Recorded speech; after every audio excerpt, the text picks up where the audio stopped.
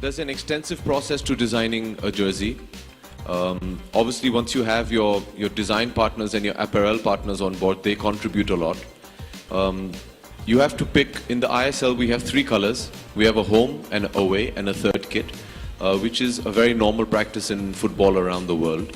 So the blue is our home color. So in all our home matches we'll be playing in blue. Our away will be a different color, third is a different color. These are things that, Vita and I have been sitting on for the last month and a half, sitting and designing. Obviously, the first process is to get the logo. The logo is something both of us are very, very excited about and very proud of.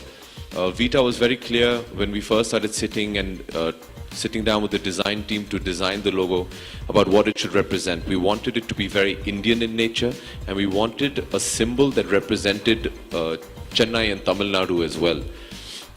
So we went through a whole array of different designs when we finally centered on what you see right now. This is kind of like a nazar battu hum log jo ghar ke bahar lagate hain na. It's very commonly seen in Tamil Nadu.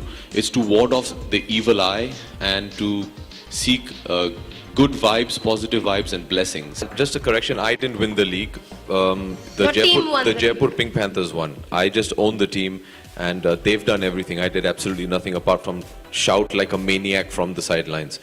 Do I have any pressure? No, none at all. I believe in football, I believe in Indian football, I believe in the project that ISL is setting up.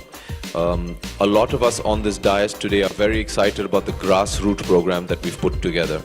And I really do believe, I think the goal that most of the franchisees have, and one of the most main factors why I wanted to get involved in Indian football, is we have a dream at the ISL that, as you all know, the Under-17 World Cup is coming to India in 2017, and we're going to have a team, so we want to put up the best possible team that we can.